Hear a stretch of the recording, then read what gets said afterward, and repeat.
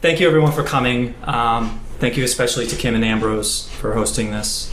My name is Jeff Epstein. This is an introduction to modern monetary theory, or MMT.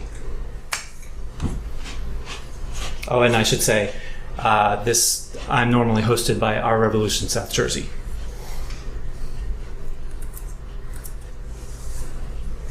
When are we going to get serious, Candy, about the debt? We got to deal with this big long-term debt problem, or it will deal with us. But it's very simple. The government works like your house works. Our government has promised far more money than it actually has or probably ever will have. We have to reduce our deficit, and we have to get back on a path that will allow us to pay down our debt. We understand America is broke. There is an urgent need for us to contain the growth of the deficit. Taking money from our children and borrowing from China. Our rising debt levels poses a national security threat. We're broke. America's broke. Is to take out a credit card from the Bank of China in the name of our children, driving up our national debt. When we raise and borrow all this money, 42 cents out of every dollar coming out of Washington, it's borrowed. 47% is coming from other countries like China.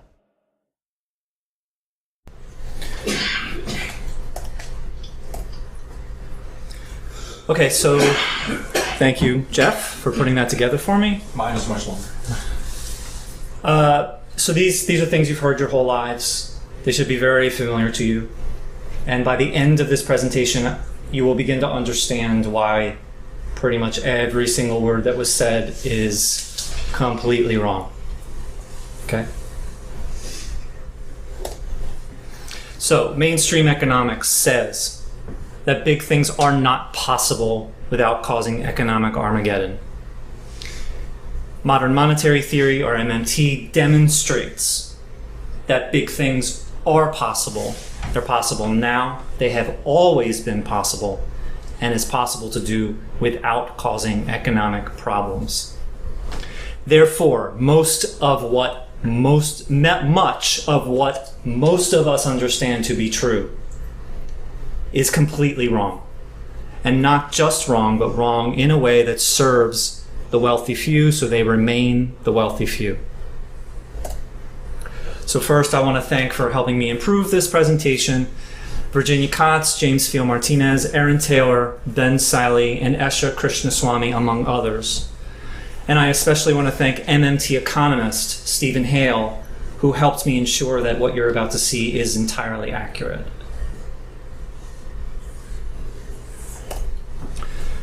So, thank you for being here. Thank you for listening with an open mind. I do know what I'm talking about, but I encourage you, when we're done, to be skeptical and do your homework and decide the truth for yourself. Most of your questions will be answered by the presentation itself. I am asking you to postpone your questions until the end. Jeff and I will stick around until there are no more questions. No problem. MMT is easy.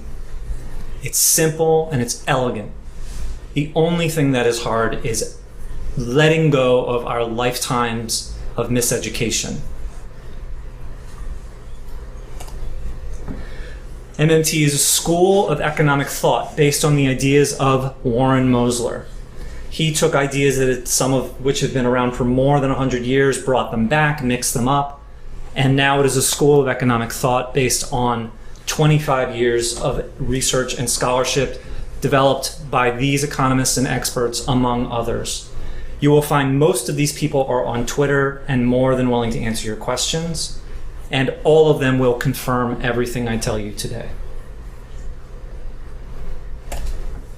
I'm not an expert. I don't pretend to be an expert. I discovered MMT in February of last year when Jeff introduced it to me. What I am good at, what I can do, is I can introduce the basics of modern monetary theory as I learned from the economists. I can express what they taught me. When your eyes are open to MMT, however, it is time for you to move on to the experts to learn more. So first, what is money. What gives it value, and where does it come from?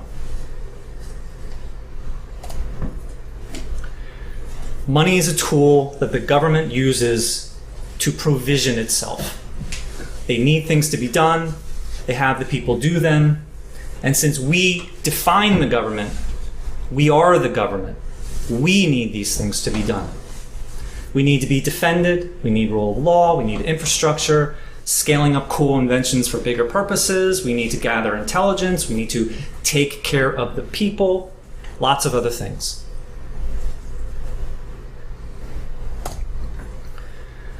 So the government needs things to be done with the resources that we have, and it has the people do them.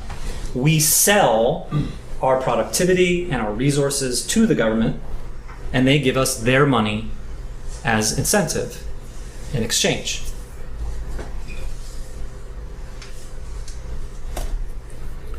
Money has value because it is backed by the full faith and credit of the government, and that's true. But more specifically, money has value because if we do not pay our federal taxes in the money that the government gave us, then we have faith that there will be severe penalties. That's what gives money value, federal taxes. This means you must get a job in order to get their money, in order to pay your federal taxes with their money, in order to avoid those penalties. In other words, federal taxes drive money. They force the people to need the money, and they establish and legitimize its use.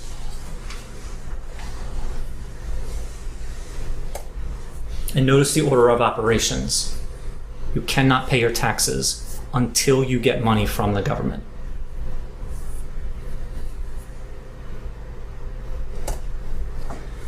Like a paycheck from our job, you do what the government asks you to do. They give you money in exchange, and that money is yours to keep. You can do whatever you like with it. No strings attached. You owe it to no one. It is debt-free. Debt-free. That's important. So where does it come from? In 1971, the United States, along with many other countries, went off of the gold standard and became a fiat currency. Fiat just means that the money is not backed by anything physical.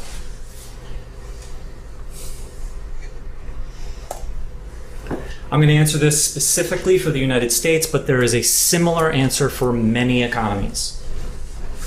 Constitution of the United States, Article 1, Section 8, defines the powers of Congress. Two of those powers are to coin money and to provide punishment for counterfeiting. To coin money. To coin means to create. That doesn't mean metallic. To create. So as in to coin a phrase. So this means that Congress can create all kinds of money, paper bills, metallic coins, whatever else.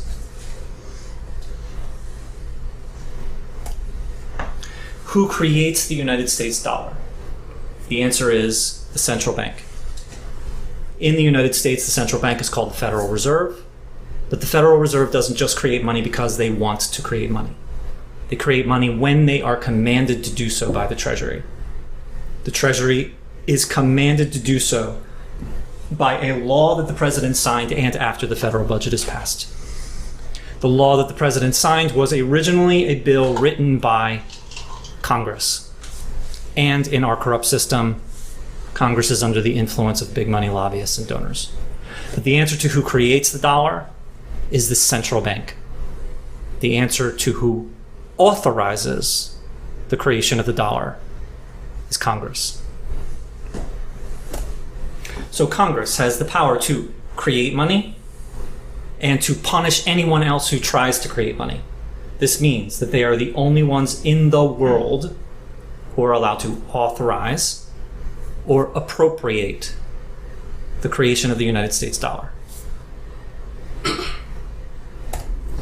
If resources are available, Congress can create as much money as they want to purchase those resources to do what needs to be done.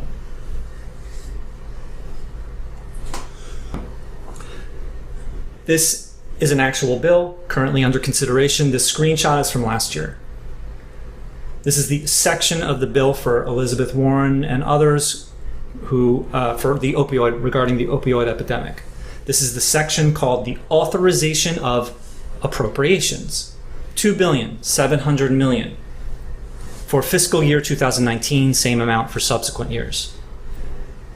This is the amount of money that is authorized to be created when this bill is passed into law and after the federal budget is passed. That amount is created because someone sat at a computer and typed that number into this document. This is the amount of money that the authors of the bill believe is necessary to purchase the resources that are necessary to implement this bill.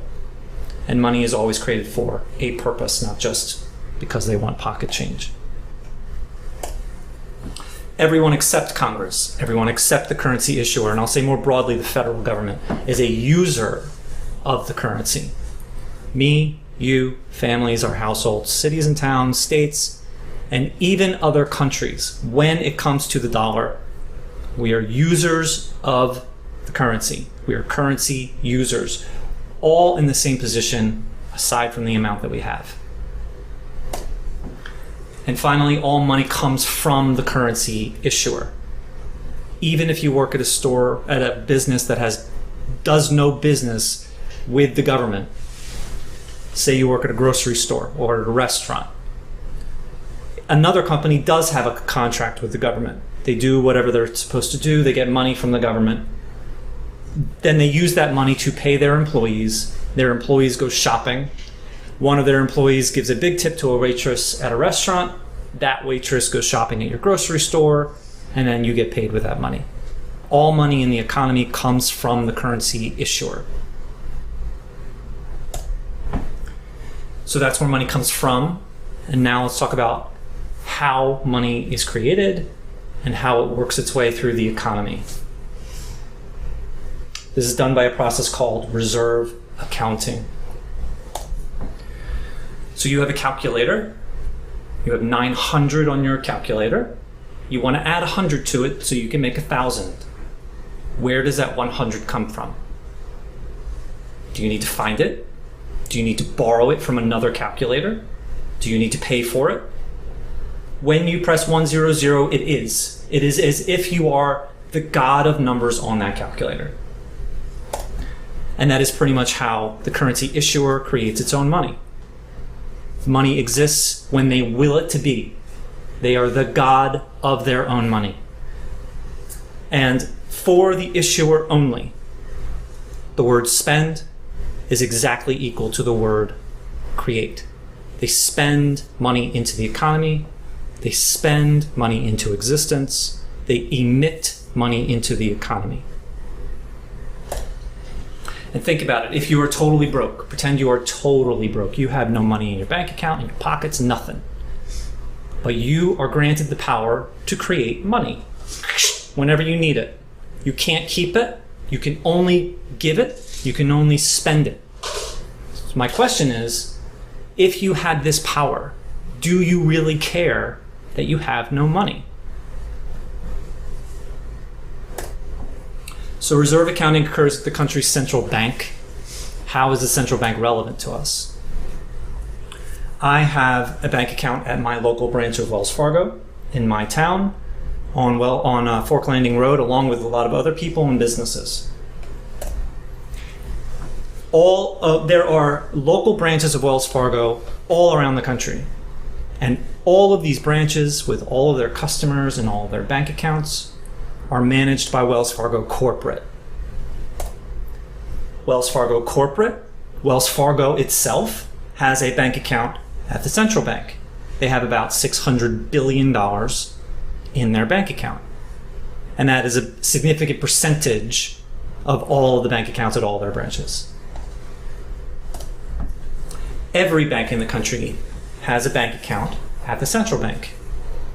And more accurately, it's a spreadsheet. 2 columns. The name of the bank, how much it has. So I have $1,000 in my bank account and my local bank. My bank has $600 billion in their reserve account, or their reserves, in the central bank. The central bank is the bank of the banks. It's also the top bank. There is no Earth Bank. There is no Universe Bank. The central bank in each country is the topmost bank that creates that country's currency. So we're going to show 3 examples of reserve accounting. One where money is created, one where money is destroyed, and one where money is transferred. Example number 1, grandmom is owed $300 in Social Security benefits. How does the government give grandmom those benefits? Social Security Administration determines that grandmom is due $300. They communicate that to the central bank. The central bank communicates that to grandmom's bank, and this is what happens. Grandmom's bank's reserves are increased by $300. Grandmom's bank account is increased by $300. And that's it. This is called marking up an account. Money is created because a number was made bigger with your finger on a keyboard, on a computer, and in today's technology, on the internet. Example number 2, destroying money. We're starting over again. Grandmom now owes federal taxes to the government, $100. How does grandmom pay those taxes? This is example 1, exactly opposite. Grandmom sends in her tax return and a $100 check to the IRS. The IRS tells that to the central bank. The central bank communicates to grandmom's bank, and this is what happens. Grandmom's bank's reserves are reduced by $100. Grandmom's bank account is reduced by $100. And that's it. This is called marking down an account. When numbers are made lower, money dies or is destroyed or disappears. When numbers are made bigger, money is created or born.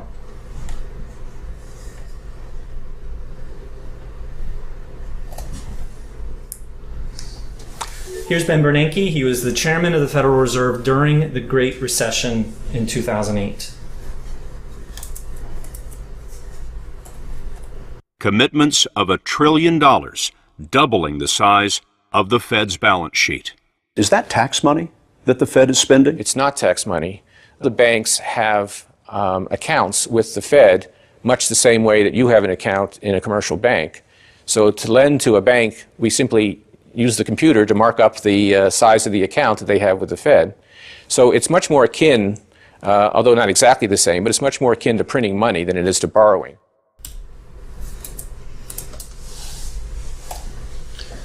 To lend to a bank, we simply use a computer to mark up the size of the account that they have at the Fed. And when he says not exactly the same, he just means not physical money, he means on a computer. So what happens when money dies or is destroyed? A child draws a bill onto a piece of construction paper, money's created. They erase that bill. What happened to that money? Where did it go? At the end of a game, the score is lowered down to 0 again. What happened to those points? Where did they go? You have 1,000 on the calculator, you minus 100 from it, now you have 900. Where did that 100 go? And the answer is, it didn't go anywhere because it never existed to begin with. To us, to currency users, money's real. To the currency issuer, money is not real. It's a concept. Final example, transferring money. So this time, my company gives me a paper paycheck for $100. We have 2 separate banks. And this is nothing more than the first 2 examples put together. I get my paper paycheck from my company. I give that to my bank. My bank says you'll get that money in about 24 hours. My bank communicates that check to the central bank, and then this is what happens. On my company side, the company's bank account is lowered by $100. Their bank's reserves are lowered by $100. And now on my side, my bank's reserves are raised by $100, and my bank account is raised by $100. This is reserve accounting. This is how money moves from one bank's reserves to another. $5 trillion moves through the Federal Reserve System to the central banking system in the United States every day. That's about $2 quadrillion a year.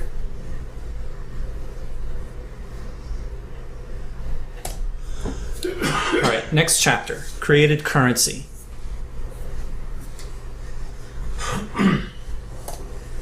So in the 1990s, economist Stephanie Kelton discovered Warren Mosler's ideas and thought that they were wrong. And she tried to prove them wrong. And in the course of doing so, she ended up proving him right. This is the result of that research. This is in her 1998 paper called Can Taxes and Bonds Finance Government Spending? This is most of the abstract. We're going to focus on just one sentence. Modern governments actually finance all of their spending through the direct creation of high-powered money. Modern governments actually finance all of their spending through the direct creation of high-powered money. Another way of saying this is, every dollar of federal spending is and has always been financed with created currency. Every federal benefit, every time it's paid. Every federal program and agency.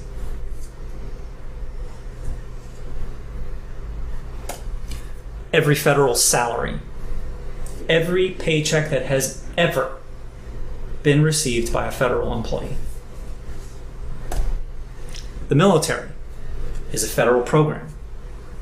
Every military personnel, the salary, and every piece of equipment is and has always been financed with created currency. And yet we often hear, I don't want my taxes paying for war. I want my taxes paying for the healthcare and education. But the military is a federal program, so how does that make sense? We also hear, I don't want my taxes paying for your big programs. But if it is a federal program, how does that make sense? Social Security is a federal program. Every Social Security benefit since the law was passed in 1935 has been financed with created currency.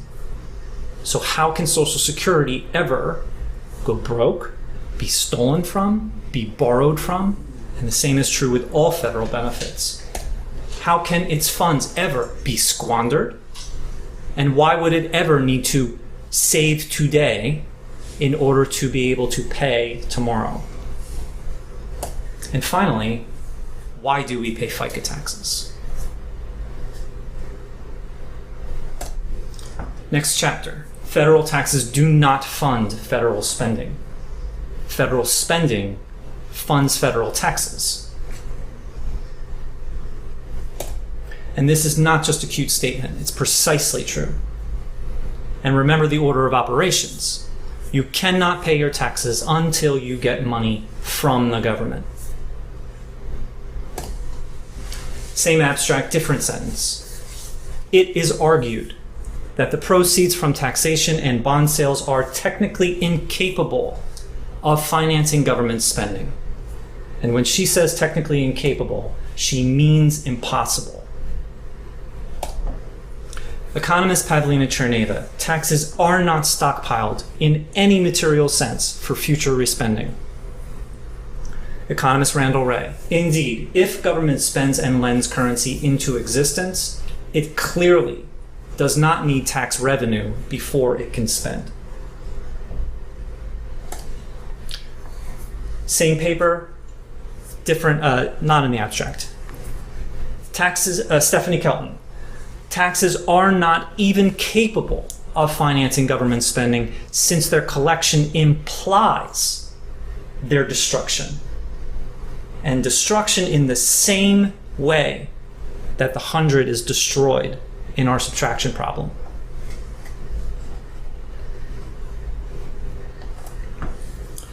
All federal spending is financed with created currency, which logically extends that federal taxes do not pay for anything. And here's some evidence to emphasize this. During the Great Depression, the people had no money. And yet this is exactly when we paid for two of the most ambitious programs in the history of our country, World War II and FDR's New Deal.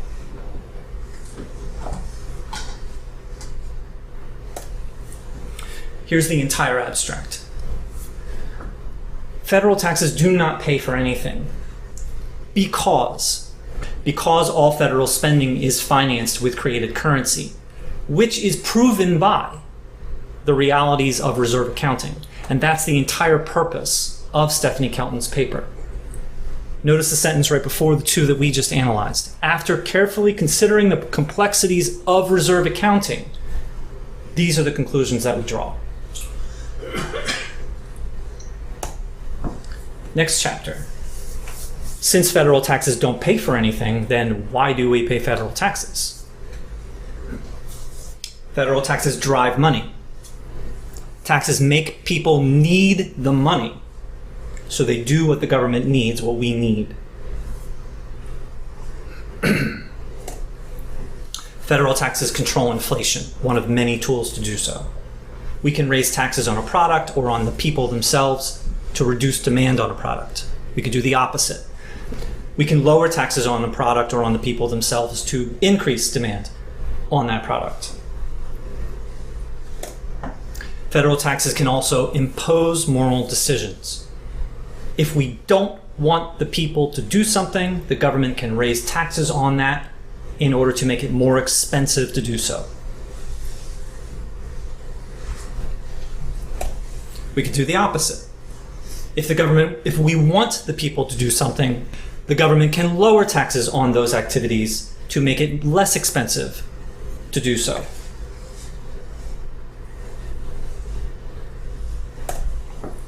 We can also tax the rich to discourage wealth inequality. We need to tax the rich because they're too damn rich. They profit off of our suffering, they purchase our politicians and laws, and they're making it such that we can't live on the planet anymore. Taxing the rich reduces their power, which instantly increases our power. We need to tax the rich because it is the moral and right thing to do, not because we need their money. Because with our current economy, it is not possible to get their money at the federal level. This is a graph representing the individual wealth of our members of Congress, personal wealth. 535 members total. 37 of those members in the yellow have a personal wealth in the bottom 80%.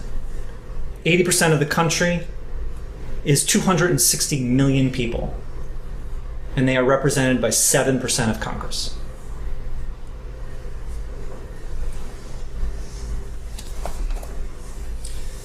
Next chapter, the Pony for All Act of 2018. So Hillary Clinton, in her book regarding the 2016 campaign, said to Bernie Sanders, "It's so nice that you want to give everybody a pony, Bernie. Everybody would love a pony, but how are you going to pay for it?" So I want to do a thought experiment. Let's write the Pony for All Act. Let's give every citizen a free pony if they want one. And it can be done. And maybe not literally for every single citizen, but it certainly can be done to a very large scale. So what would it take to do so? First step is to understand our current situation. We can't know where we're going if we don't know where we are. So I'll use the United States as an example. We have 320 million Americans. We have about 500,000 ponies. This is clearly not going to work. This demand far outstrips supply. We must make these roughly equal. The Pony for All Act by design is for all. So we don't want to decrease demand in this case. We must increase supply. So how do we do that? That's a big ask. 500,000 has to go up to 320 million. So we have lots of options, but given our current state of technology, given the scale that we need to do this, the only option is reproduce. Mommy and daddy ponies are going to have to do their things over and over and over again. Another question we have to answer: how long will it take? In order to answer that, we must understand the biological realities of ponies. How many are there currently? What is their gestation period? How long after giving birth can a mommy do her thing again? What's the minimum age for giving birth? What's the mortality rate? So given our current situation and given these biological realities, we determine it will take roughly 20 years. So let's get started. So we've been taking care of 500,000 ponies, no problem. But now the population is exploding, and this has enormous consequences. It means that we will need a lot more supplies.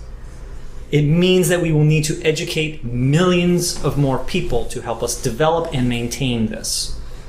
And it means that we will need to distribute all of these things around the country to avoid overcrowding and to bring it closer to the people that need them. So the Pony for All Act will create a new industry with lots of good new jobs, which is a good side benefit. We have something much more important that we're trying to get at. So now it's 20 years later, we now have 320 million ponies, and it's time for the people to pick them up. They go to Ponies R Us. We have the best staff, it's perfectly organized. That's not what we're talking about here. But the people don't know how to take care of ponies, so we need to train them. Their houses aren't prepared to take care of ponies, so we need to prepare them. So all of the supplies and labor that and services that we just spoke about are now needed by everyone. And finally, with 320 million, it is a serious question of what happens when they die. So it takes 20 years, and this is the full life cycle. This is what goes into our bill. And we have not said a word about money. But now that we have determined the resources that are necessary to make it happen, now we can estimate as a final step, estimate the cost of those resources and put it into a section in the bill, authorization of appropriations. So let's say some powerful person says 20 years is unacceptable. I will make my little girl wait 5 years, but I am not making her wait 20 years. You will make this happen. I don't care what it takes. So what are our options? We could make it the law. We could threaten severe consequences, and we could throw money at it. $10 trillion, whatever it takes. So the question is if we force it to happen faster, what happens? And the answer is nothing. Forcing it to happen faster simply won't work, because no amount of money can change biological processes. No amount of money can change how quickly people can be educated, how fast we can distribute these things around the country, how long it takes to train citizens, and how long it takes to prepare their homes. This is what's important. To the currency issuer, the only thing that matters is real resources, not money. Because to currency users, money is real. To the currency issuer, money is not real. If the resources are available, then creating the money to purchase them is not inflationary. If you have the resources to do it, do it. And if you don't, don't. When I say real resources, real tangible stuff. Raw materials, labor, technology, and time, because you can have the stuff, but it takes time to make it happen. Nothing can make the Pony for All Act happen in less than 20 years. The realities of real resources are outside of human control. Money and rules are human-created concepts. How many rules you have, how good those rules are, don't matter. Because when it comes down to it, there is no way to ensure that humans follow human-created rules. But no matter how corrupt an individual is, or how corrupt an organization is, there is no way to violate the realities, the limitations of real resources. So as silly as it is, as resource intensive as it is, we can actually give every citizen a free pony. So why in the world can we not give them universal health care and college? And especially since it requires no resources directly speaking, why can't we cancel student debt?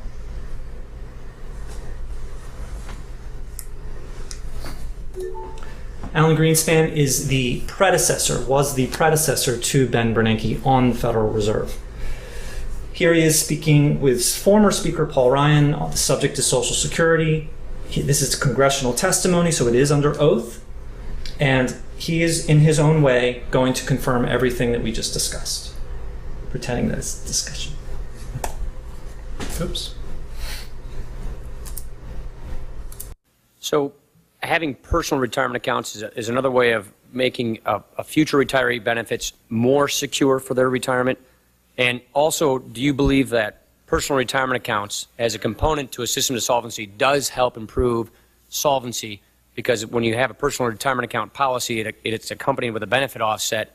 With that feature in place, do you believe that personal retirement accounts can help us achieve solvency for the system and make those future retiree benefits more secure?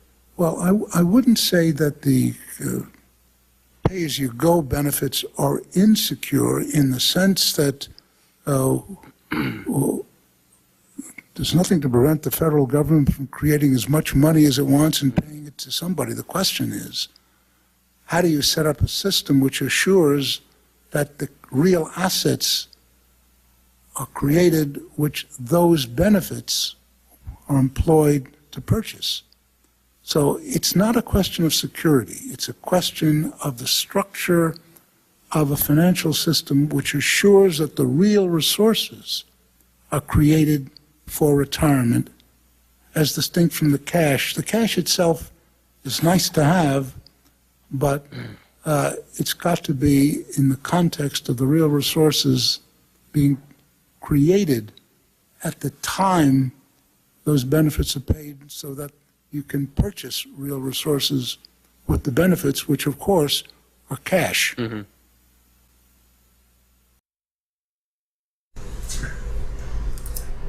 Does that answer the same question?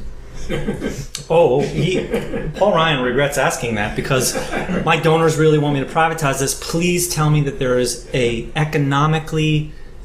economic justification to please my donors. And Paul Ryan and Alan Greenspan says there's not. It's not a question of economic security.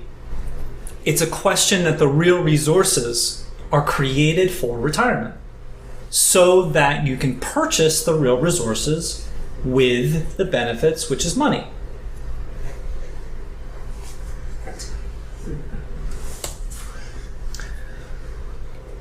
So Alan Greenspan, in his own verbose way, came to exactly the same conclusion. To the currency issuer, the only thing that matters, the only thing that is real resources, not money. Generally speaking, seniors don't need money. They need the things that they can purchase with that money.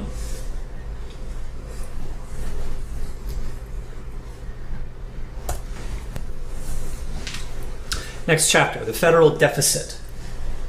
The federal deficit is the amount of money spent into the economy minus the taxes that they collect back. Example, the government spends $3 trillion, they tax back $1.7 trillion, so the federal deficit is $1.3 trillion. That's the money left in the economy, left in the people's pockets. Too much spending, a ballooning deficit, is not the problem. The only thing that matters is what our government does and doesn't do, and who they do it for and who they don't do it for. The problem is that their spending is immoral and unjust and inequitable and inefficient, and it's funneled to the wealthy few because the wealthy few legally bribe them to do it. Too much spending is not the problem. The problem is income inequality and poisoned water and poverty and suicide and so on. That's reality.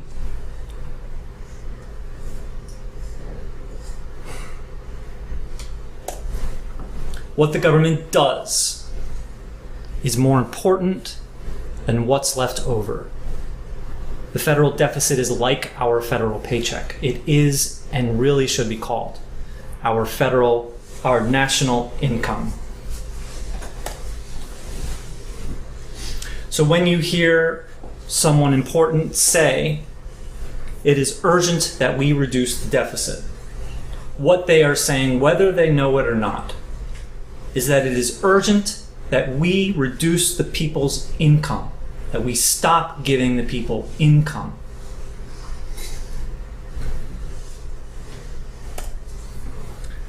Next chapter, the national debt. So currency users require income before we can spend. We must get money from somewhere before we can spend. If we don't get it from the government, we must get it from somewhere else. So an example is we can get it from a bank. So we currency users go to a bank and we ask for a loan, say $1,000. The bank analyzes our histories and our net worth, and they decide if we are likely to pay it back, then they give us that money. When we get that money, we are instantly in debt to that bank for $1,000 plus interest. And we are in debt to a private for-profit corporation.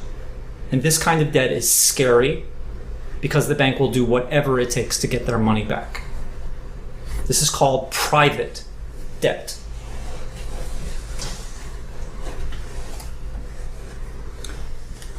Currency users getting a bank loan, there is no equivalent situation for the currency issuer. There's just nothing that makes sense. Compatible. There is no bank above the currency issuer. In the United States, the Federal Reserve must do as Congress commands them to do. And I mean, it's just a ridiculous idea that the one and only God of money, has to go to one of its subjects to ask for the money that only it can create?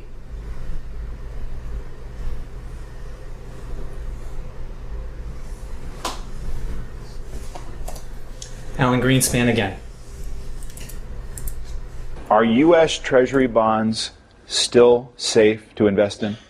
Very much so. I think this is not an issue of credit rating. The United States can pay any debt it has because we can always print money to do that. So there is zero probability of default.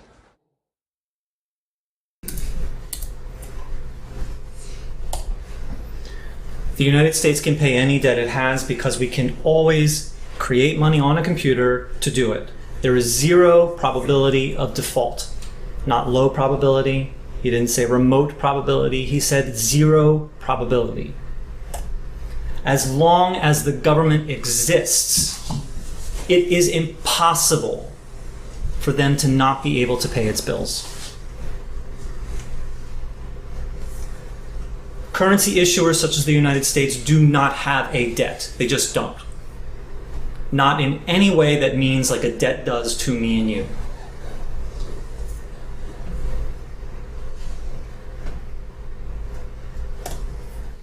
But practically speaking, the national debt is the accumulation of every federal paycheck from the beginning of the country.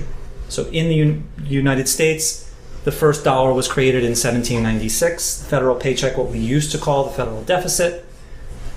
All of the federal paychecks that have ever been spent, that's practically speaking what the national debt is.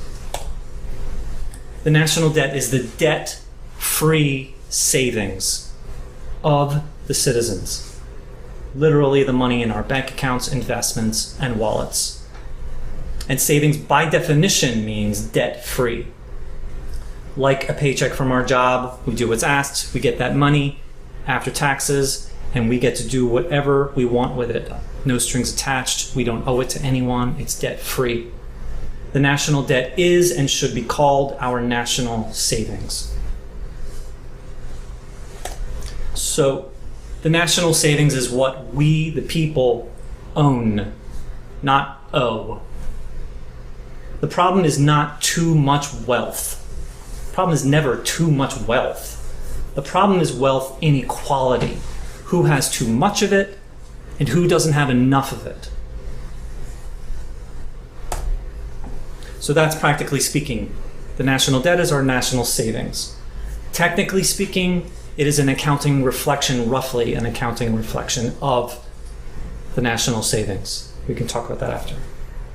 The real national debt, however, that really will bankrupt our grandchildren has nothing to do with money.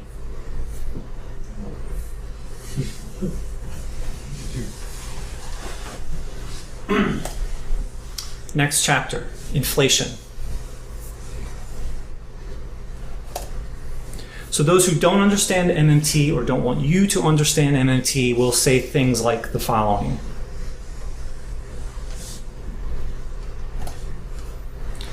Creating money causes inflation. And when you create more than that, it will cause hyperinflation. So if you create $1, it will cause inflation. And if you dare create a second dollar, it will cause hyperinflation. The idea that creating money causes inflation is just as ridiculous as saying birth causes crime. All criminals are born. The only thing that causes inflation, can be inflationary, is spending money on resources that do not exist or there are not enough to go around. Spending money on resources that are fully employed. Inflation is not when the price of bread goes up. It is not when the price of all products in an industry go up. Inflation is when the price levels of goods and services for sale in an economy go up and continue to go up. And roughly speaking, that means everything an average family purchases. So this is inflation. Is this a bad thing?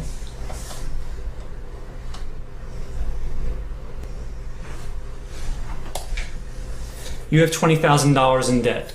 Is that a bad thing? Not if you have $50,000 in assets, because in that case you have $30,000 net worth. You need the full picture before you can draw conclusions. This is inflation. Your wages are going right up with prices. So do you care about inflation in this case? This is also inflation. Your wages are going up even faster than prices. Than prices. Do you care about inflation in this case? This is inflation as well. This is clearly a bad thing, but why is it a bad thing? Our wages prices are going up normal, but our wages have stagnated. They are being suppressed. Our wages are artificially low. This is inflation. This is also a bad thing. Our wages are going up normal, but our prices are going up way faster than that. Our prices are artificially high. An example of this is the pharmaceutical industry price gouging American citizens and the government doing nothing to stop it.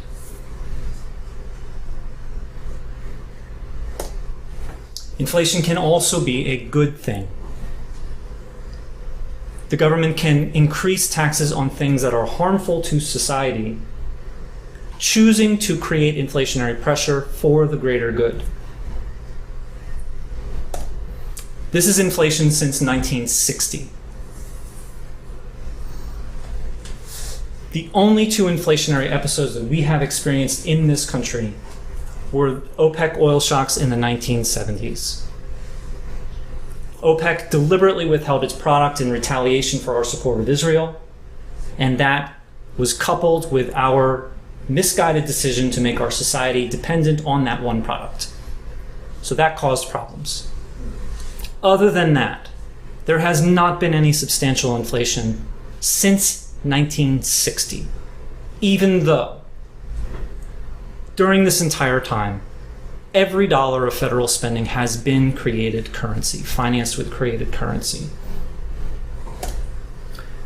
In 2018 alone, $100 trillion in US treasuries were paid back. No inflation.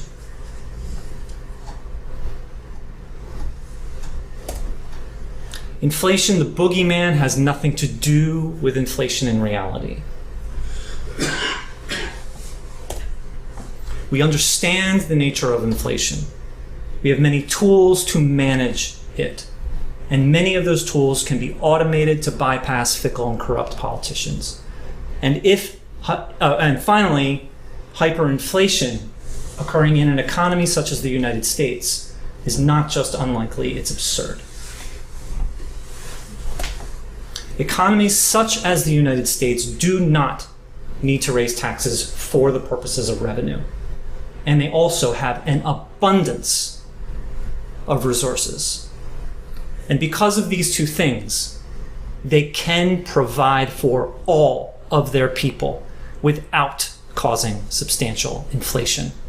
And when I say provide, I do not mean luxury, I mean stop their suffering. But even with the best designed programs, policies, you cannot predict the future. Resources are destroyed and created and invented every day, new inventions every day. At some point, it may be necessary to increase taxes in order to offset inflation. But the overall burden on citizens will be much lower. And if MMT economists get their way, it will be much lower still after the federal job guarantee is passed into law. So that is pretty much MMT, and I want to say, after learning it for a year and looking again at our government and society, the conclusions that I personally draw. So much of the rest of this is what I believe, not what MMT says. So we're going to watch the video from the beginning one more time. And I hope there will be a little bit of a different perspective. When are we going to get serious, Candy, about the debt? We got to deal with this big long-term debt problem, or it will deal with us. But it's very simple. The government works like your house works. Our government has promised far more money than it actually has or probably ever will have. We have to reduce our deficit, and we have to get back on a path that will allow us to pay down our debt. We understand America is broke. There is an urgent need for us to contain the growth of the deficit. Taking money from our children and borrowing from China. Our rising debt levels poses a national security threat. We're broke. America's broke. Is to take out a credit card from the Bank of China in the name of our children, driving up our national debt. When we raise and borrow all this money, 42 cents out of every dollar coming out of Washington, it's borrowed. 47% is coming from other countries like China.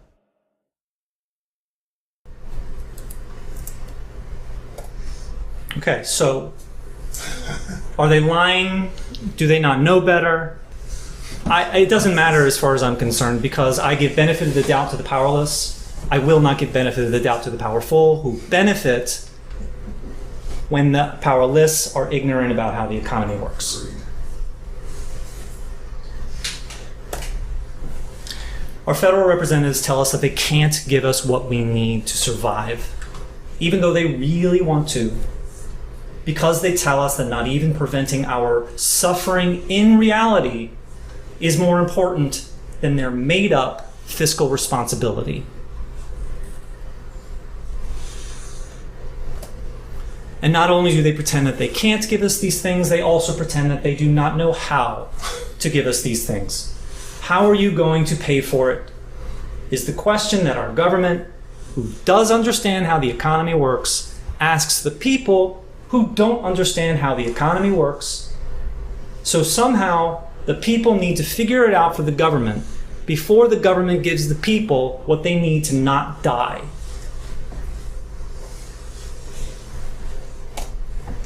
Our governments have an abundance of resources, but they choose to withhold it. And because they are legally bribed to do it. And this leaves the people to fight over the scraps, which causes behavior like this. Please take a moment to read that.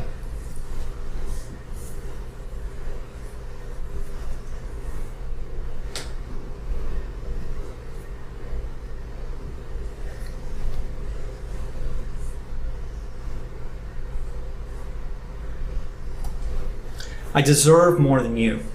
I deserve more than you. Not because society is unjust and we're all doing the best we can in a terrible situation.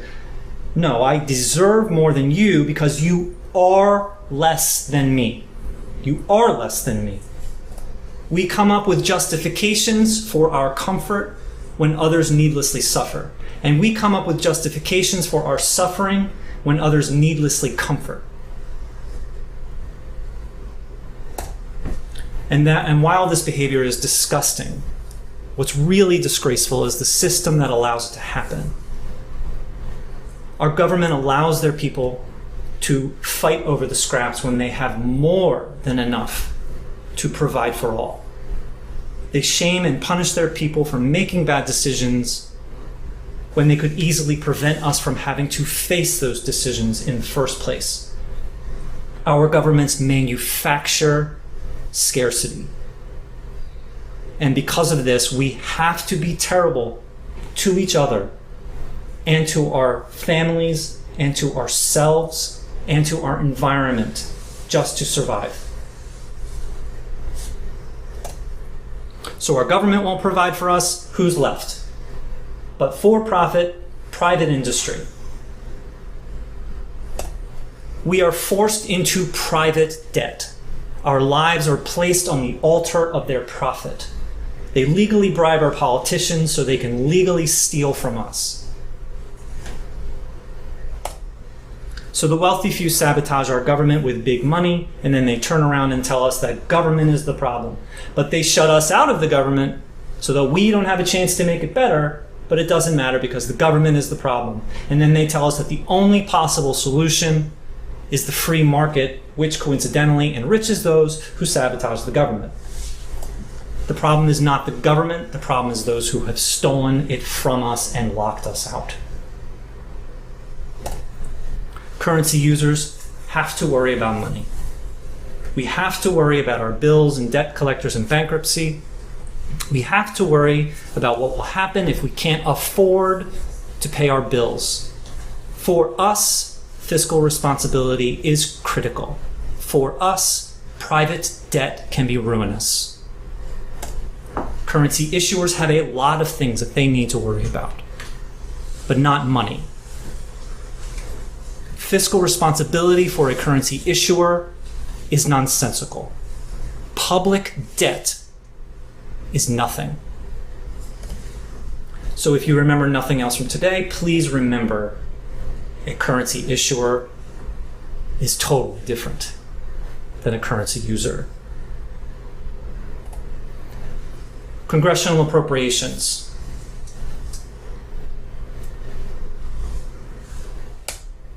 Here is the technically correct answer to how are you going to pay for it. Every federal program is paid for with congressional appropriations. We are a sovereign fiat currency. If we have the resources to do it, you can choose to create the money to purchase those resources to do it. But here's the answer that I believe should be given to this terrible question. We will pay for it by getting you out of office and replacing you with someone who will never ask us that question again. They will do whatever it takes to just get the job done. And until that day, 100% of our energy will be spent making your life a living hell. There is nothing wrong with opposing federal programs, such as a federal job guarantee and so on. But if you oppose them because of economics, if you oppose them because they will raise our taxes, because they will cause inflation, because it is too expensive, MMT demonstrates that that argument is invalid. So either you should reconsider your opposition or come up with a more honest argument for your opposition. Great things are possible. They're possible now. And they have always been possible, but they will only happen if we stand up and demand them. We will never stand up and demand them until we believe that it's possible. Modern monetary theory demonstrates that it is possible. MMT is nonfiction economics. Learning MMT will not stop the corrupt from doing bad things. It won't. Learning MMT will stop the corrupt from stopping us from doing good things. Thank you. Please let's